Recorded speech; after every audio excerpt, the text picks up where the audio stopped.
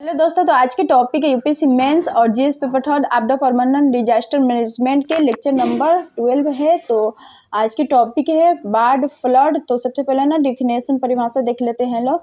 जब नदी का जल अतिक्रमण कर आसपास के क्षेत्रों में फैल जाता है तो बाढ़ की समस्या उत्पन्न होती है। भारत बांग्लादेश के पश्चात दूसरा बाढ़ से सर्वाधिक प्रभावित क्षेत्र है। तो भारत के बाढ़ प्रभावित क्षेत्र कौन कौन से? गंगा ब्रह्मपुत्र के सपाट मैदानी क्षेत्र जिसमें डेल्टाई क्षेत्र भी शामिल है। बाढ़ के निम्नलिखित कारण हैं, जैसे नदियों के विशाल जल ग्रहण क्षेत्र हैं। हिमालय की नदियों में जल की मात्रा अधिक होती है क्योंकि यह बारहमासी है। इसमें वर्षा एवं हिमनद द्वारा जल आता है। हिमालय की ढाल सेकंड है, हिमालय की ढाल तीव्र है जिसके सारा जल समतल भूमि पर आकर एकत्रित हो जाता है। और थर्ड है, इस भूमि का भूमिगत जल स्तर उच्च होगा। और ये मैप द्वारा मैंने यहाँ पे दिखा दी है। तो भारत में बाढ़ के प्रभावित क्षेत्र कौन कौन से हैं? तो जैसे असम के एरिया हो गया और पूर्वी उत्तर प्रदेश हो गया और संपूर्ण बिहार और पश्चिम बंगाल के क्षेत्र हो गया।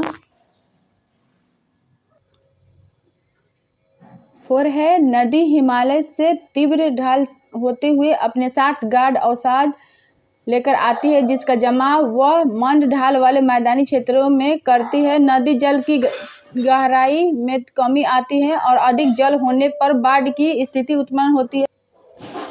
5 है, इन क्षेत्रों की नदियां मार्ग परिवर्तन के लिए जानी जाती है। और उदाहरण के लिए जैसे तीस्ता नदी हो गया, कोसी नदी हो गया। और 6 नंबर है, नेपाल भूटान एवं तिब्बत नदी जल के संदर्भ में समय से भारत को जानकारी नहीं देता है। और गोदावरी, कावेरी एवं कृष्णा बेसिन नदी के कारण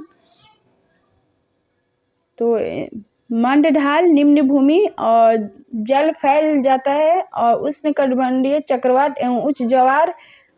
और ये मैप है कृष्णा, महाबलेश्वर पहाड़ी और ब्रह्मगिरी, कुर्ग कर्नाटक, कावेरी हिमाचल प्रदेश, उत्तराखंड।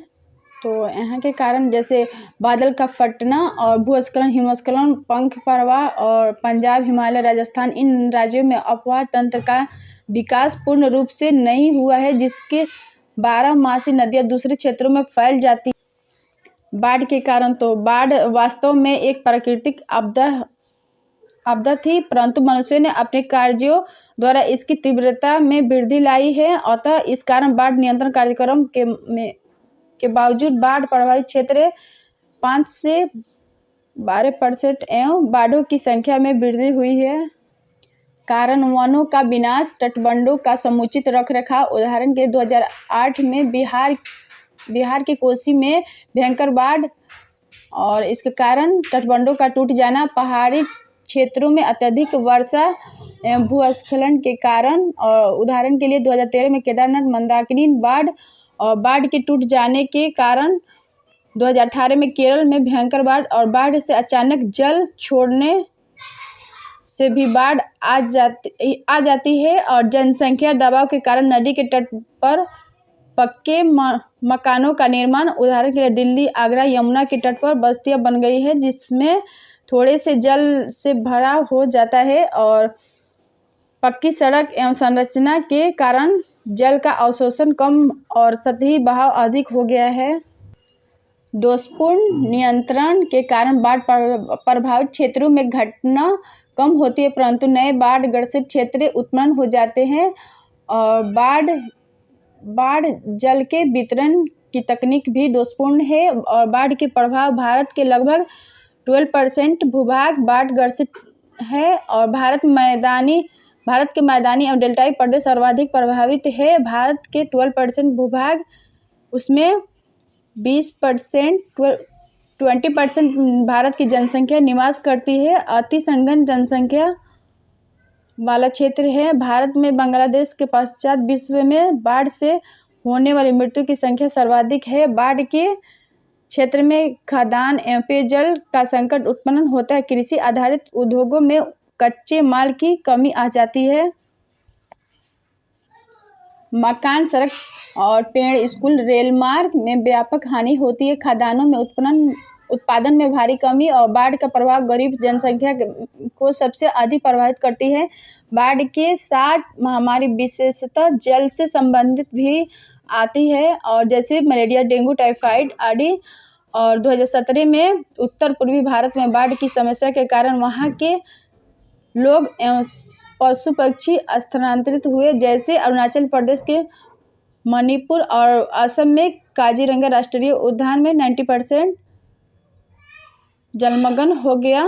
और अगस्त 2018 में केरल राज्य में बाढ़ आई थी, इसमें राज्य का 80% भूभाग डूब गया था। बाढ़ के नियंत्रण की दिशा में भारत में किए गए प्रयास। तो 1954 में केंद्र एवं राज्य में बाढ़ नियंत्रण बोर्ड की स्थापना हुई।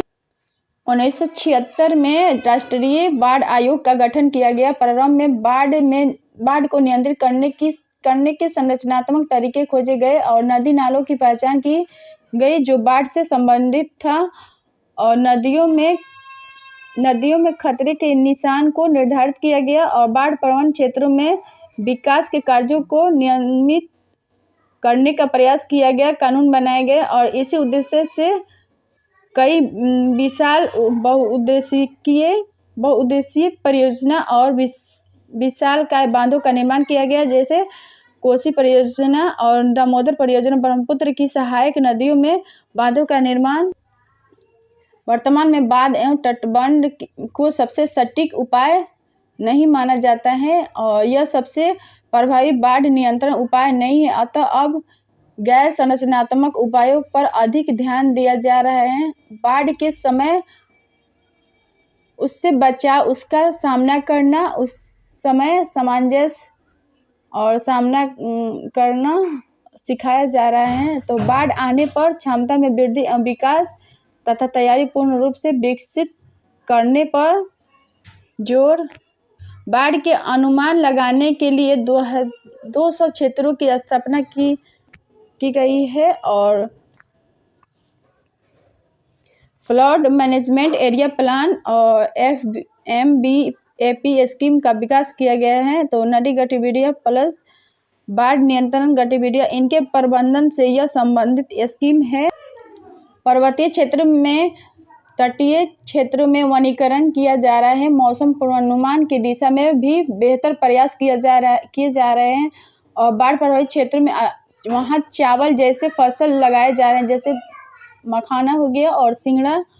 बाढ़ को नियंत्रित करने के लिए पेयजल नेपाल, भूटान और चीन के साथ समझौते किए गए हैं ताकि समय से बाढ़ से बचाव किया जा सके।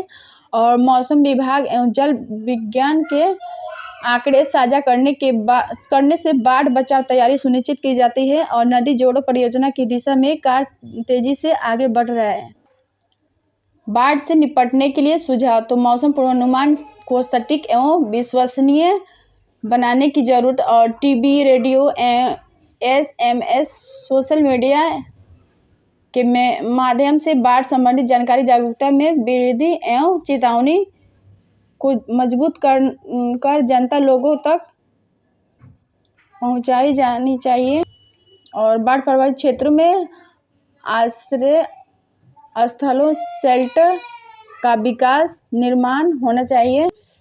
वर्षा जल संचय, छोटे छोटे अवरोधकों का निर्माण होना चाहिए। बाढ़ प्रभावित क्षेत्रों में संचार प्रवाह बना रहे, इसके लिए सैटेलाइट फोन जैसी सुविधा होनी चाहिए। खोज एवं बचाव उपकरणों की उपलब्धता होनी चाहिए। जलवायु परिवर्तन के प्रभाव का अध्ययन कर दूसरे लोगों को जागरूक करना चाहिए और गांव एवं प्रखंड स्तरों पर आपदा प्रबंधन समिति का गठन होना चाहिए।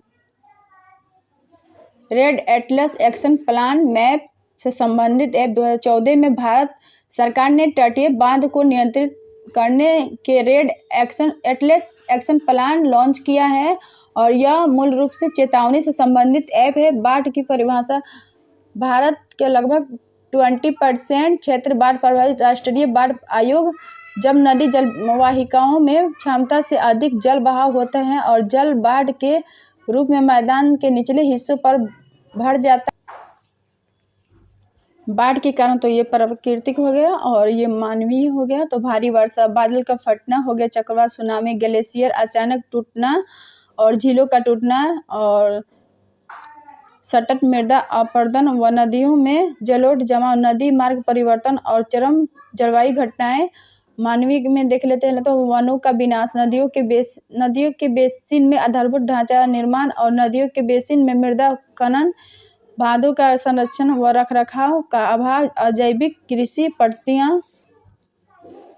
भारत में बाढ़ क्षेत्रों का वितरण प्रतिरूप ब्रह्मपुत्र व सहायक नदियाँ। उत्तर पूर्व भारत मानसून, भारी वर्षा, नदी मार्ग परिवर्तन, नदियों के मार्ग में जलोढ़ जमाव, प्लेट विवर्तन, संवेदनशील क्षेत्र, भूकंप, भूस्खलन, बाढ़, भारी वर्षा, बादल का फटना, बाढ़। उदाहरण के लिए जैसे ब्रह्मपुत्र नदी और माजुली द्वीप प्रति वर्ष बाढ़, और गंगा यमुना के व सहायक नदियाँ तो भारी वर्षा, बादल का फटना, ग्लेशियरों का टूटना, शहरीकरण और औद्योगिकीकरण, नदी मार्ग अवरोध। उदाहरण के लिए प्रतिवर्ष बिहार में बाढ़ और बाढ़ का परिणाम व प्रभाव, जन धन हानि, बीमारियां व महामारी, आधारभूत ढांचे को नुकसान। बाढ़ के नकारात्मक प्रभाव, कृषि व पशुधन नुकसान, हैजा, आंत्रशोथ। और बाढ़ के नकारात्मक प्रभाव, प्रतिवर्ष नई व उपजाऊ मिट्टी। बाढ़ के सकारात्मक प्रभाव, प्रतिवर्ष नई व उपजाऊ मिट्टी और कृषि उत्पादन में वृद्धि, जीडीपी में वृद्धि, भूमिगत जल स्तर में वृद्धि। और बाढ़ संभावित क्षेत्र कौन कौन से हैं, तो ये मैप है, आप लोग देख सकते हैं ना, यहाँ पे हो गया। और बाढ़ का समाधान तो जलाशय बांध, नदी घाटी परियोजना और तटबंध बांध सुरक्षा दीवारें, यमुना, नई दिल्ली। और जल निकासी में सुधार, नदी जलमार्ग में सुधार, गाढ़ निकलना या बाढ़ के जल को मोड़ना। और श्रीनगर जल ग्रहण क्षेत्र, उपचार, वनीकरण और चेक डैम, अवरोध बेसिन, बाढ़ के मैदान का क्षेत्रीकरण, मानचित्रण और बाढ़ प्रबंधन योजनाएं और एकीकृत जल संसाधन प्रबंधन। भारत में बाढ़ का पूर्वानुमान और चेतावनी, रियल टाइम निगरानी। तो ये लेक्चर नंबर 12 था डिजास्टर मैनेजमेंट के। तो आप लोग देख सकते हैं ना, और वीडियो अच्छी लगे तो सब्सक्राइब, लाइक एंड शेयर कर दीजिएगा लोग। Thank you.